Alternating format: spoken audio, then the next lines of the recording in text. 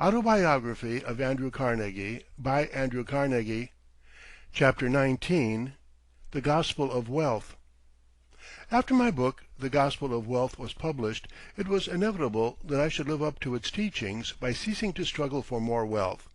I resolved to stop accumulating and begin the infinitely more serious and difficult task of wise distribution. Our profits had reached $40 millions per year, and the prospect of increased earnings before us was amazing.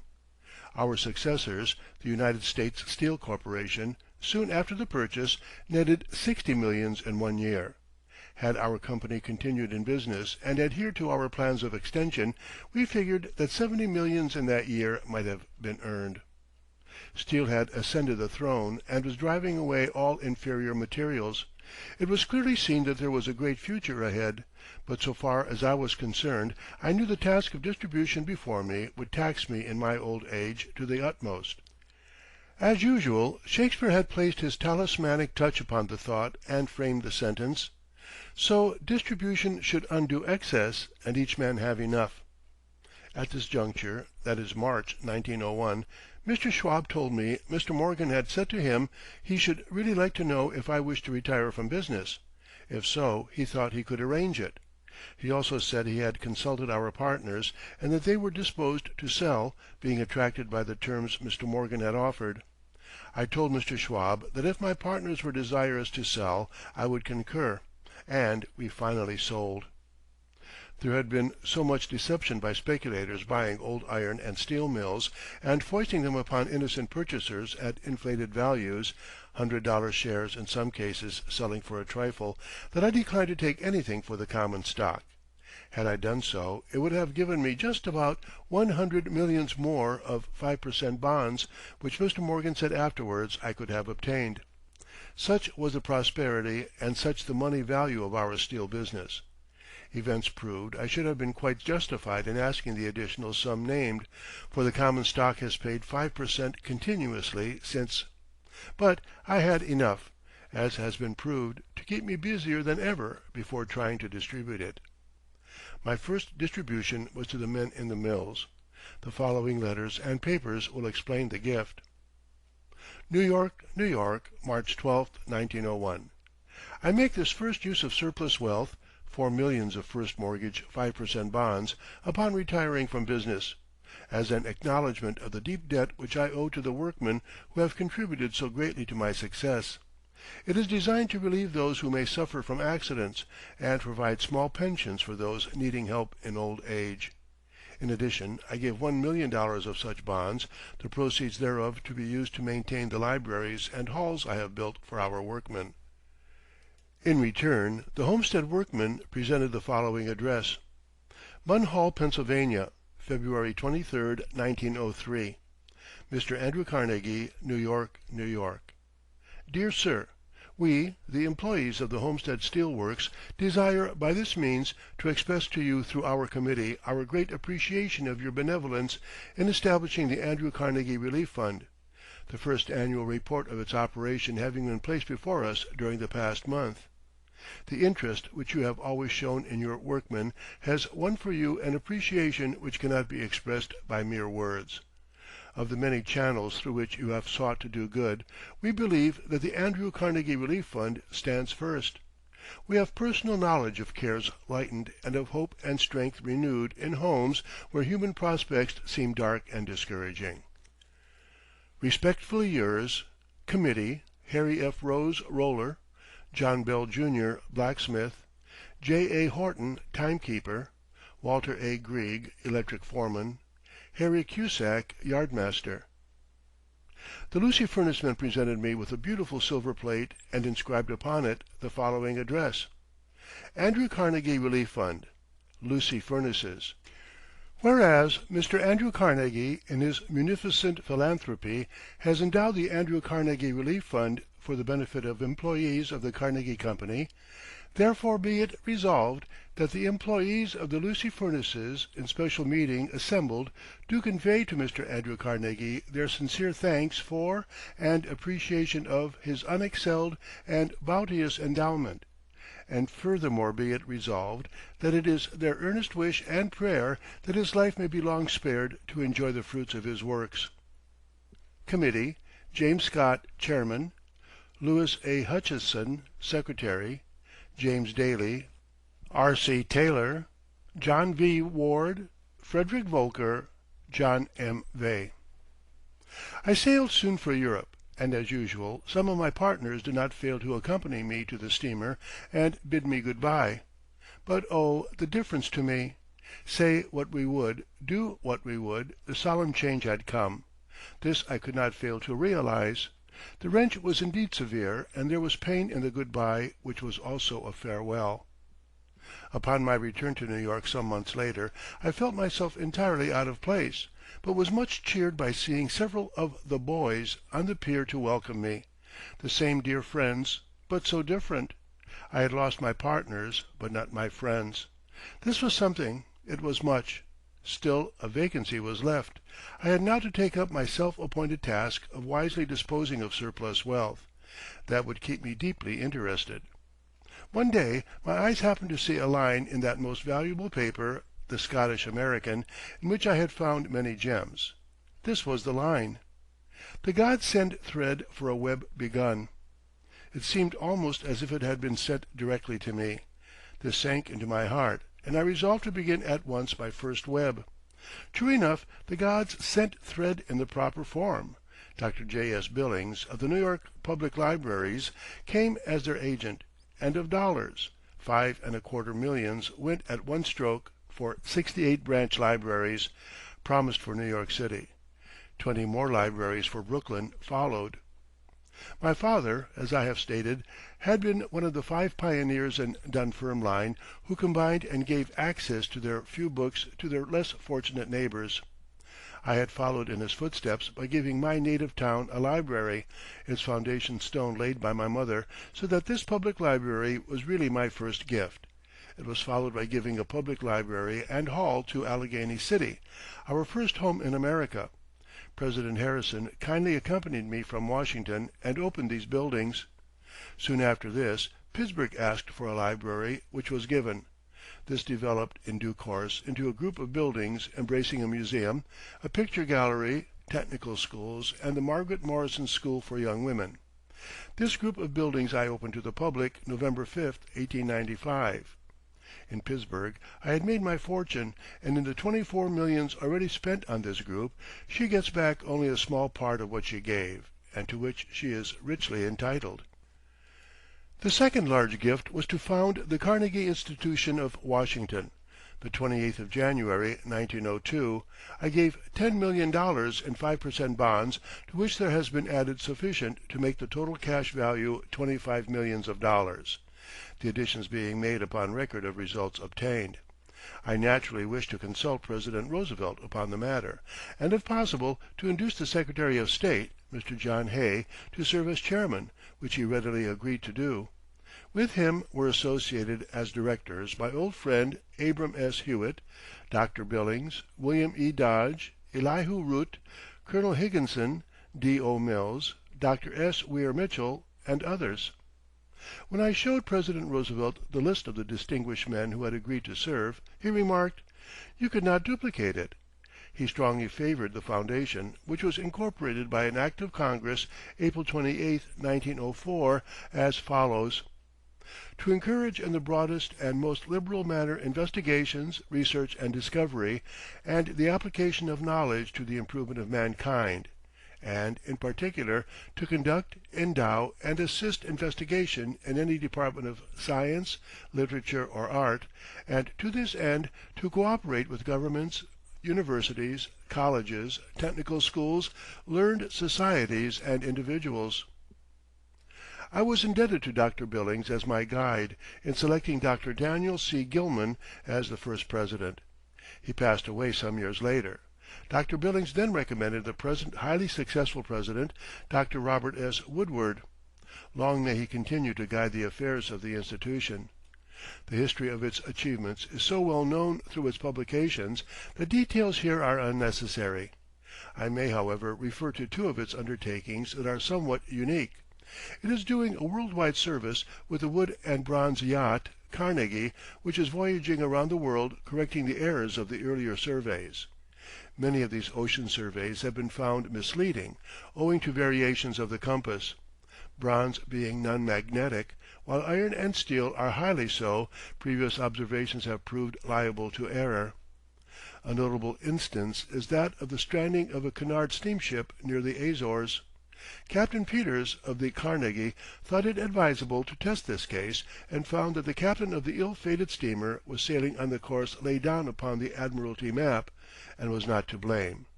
The original observation was wrong. The error caused by variation was promptly corrected.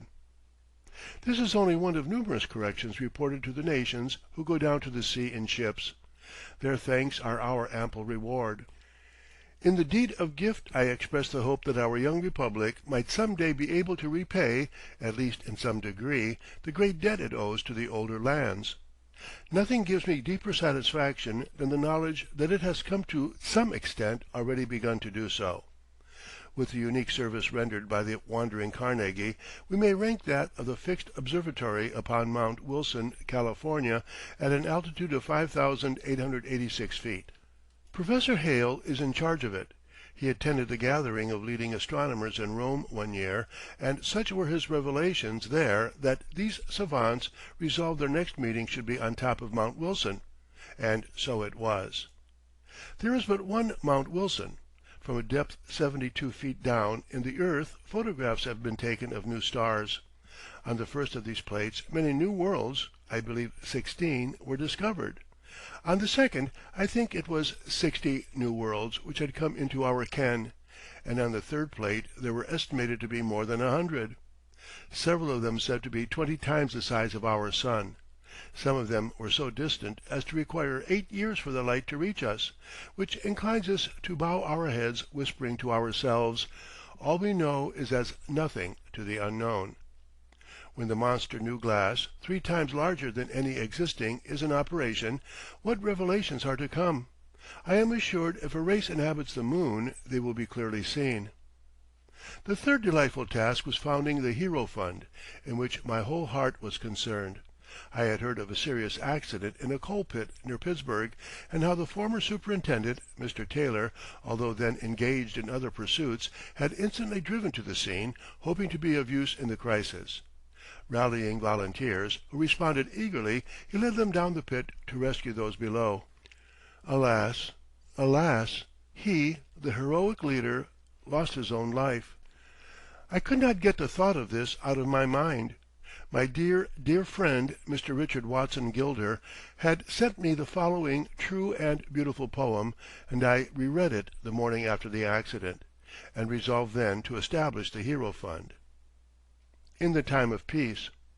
'Twas said, when roll of drum and battle's roar shall cease upon the earth, oh then no more the deed, the race of heroes in the land.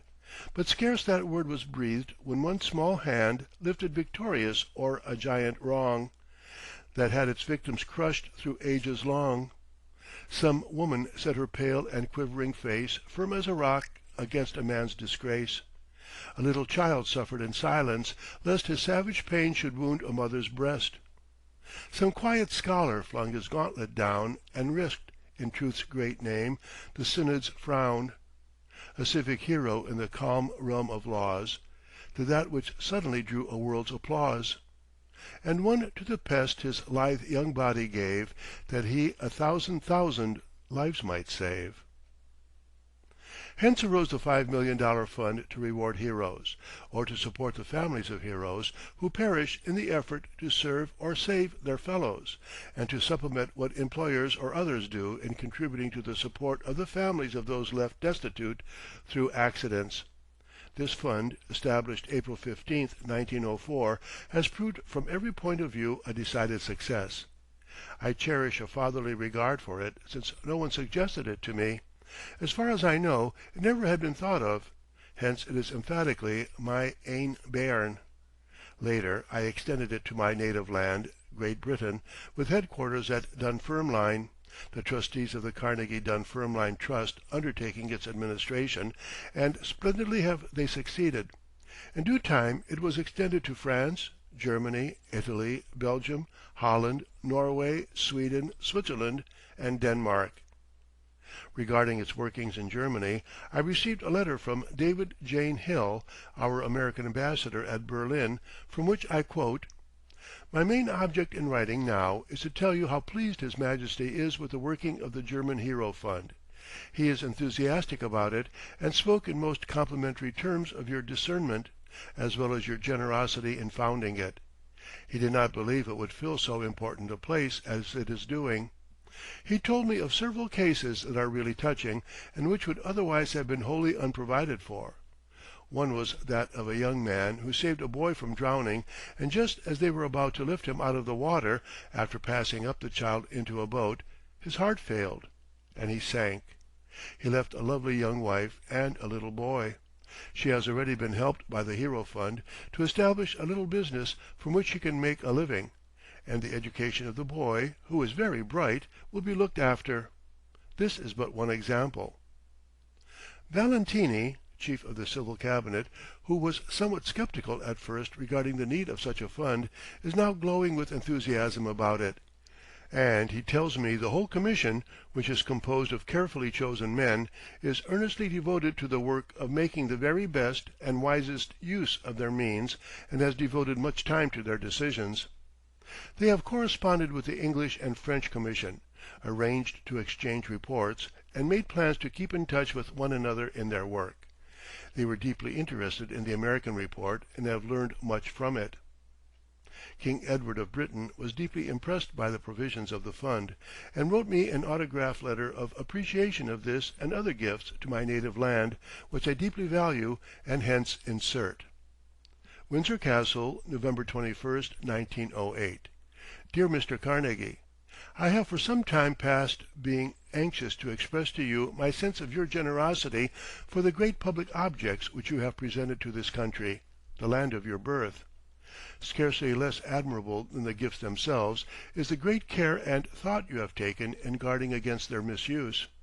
I am anxious to tell you how warmly I recognize your most generous benefactions and the great services they are likely to confer upon the country. As a mark of recognition, I hope you will accept the portrait of myself which I am sending to you. Believe me, dear Mr. Carnegie, sincerely yours, Edward R. and I." Some of the newspapers in America were doubtful of the merits of the Hero Fund, and the first annual report was criticized. But all this has passed away, and the action of the fund is now warmly extolled. It has conquered, and long will it be before the trust is allowed to perish. The heroes of the barbarian past wounded or killed their fellows. The heroes of our civilized day serve or save theirs.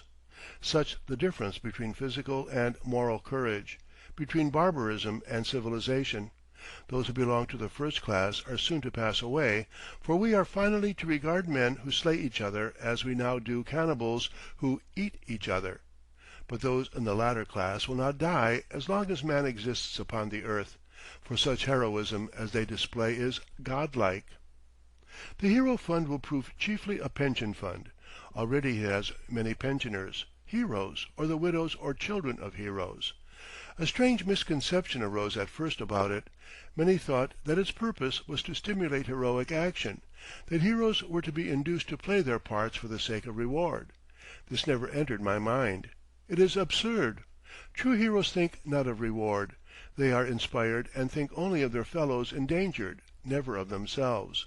The fund is intended to pension or provide in the most suitable manner for the hero should he be disabled, or for those dependent upon him should he perish in his attempt to save others. It has made a fine start and will grow in popularity year after year as its aims and services are better understood. Today we have in America 1,430 hero pensioners or their families on our list. I found the president for the Hero Fund in a Carnegie veteran, one of the original boys, Charlie Taylor. No salary for Charlie, not a cent would he ever take. He loves the work so much that I believe he would pay highly for permission to live with it. He is the right man in the right place. He has charge also, with Mr. Wilmot's able assistance, of the pensions for Carnegie workmen, Carnegie Relief Fund. also the pensions for railway employees of my old division. 3 relief funds, and all of them benefiting others. I got my revenge one day upon Charlie, who was always urging me to do for others. He is a graduate of Lehigh University and one of her most loyal sons. Lehigh wished a building and Charlie was her chief advocate. I said nothing, but wrote President Drinker offering the funds for the building conditioned upon my naming it. He agreed, and I called it Taylor Hall. When Charlie discovered this, he came and protested that it would make him ridiculous, that he had only been a modest graduate, and was not entitled to have his name publicly honored, and so on. I enjoyed his plight immensely, waiting until he had finished, and then said that it would probably make him somewhat ridiculous if I insisted upon Taylor Hall, but he ought to be willing to sacrifice himself somewhat for Lehigh. If he wasn't consumed with vanity, he would not care much how his name was used if it helped his alma mater. Taylor was not much of a name anyhow. It was his insufferable vanity that made such a fuss. He should conquer it. He could make his decision. He could sacrifice the name of Taylor or sacrifice Lehigh, just as he liked, but no Taylor, no Hall. I had him. Visitors who may look upon that structure in after days and wonder who Taylor was, may rest assured that he was a loyal son of Lehigh, a working, not merely a preaching, apostle of the gospel of service to his fellow men, and one of the best men that ever lived. Such is our Lord High Commissioner of Pensions. End of chapter 19.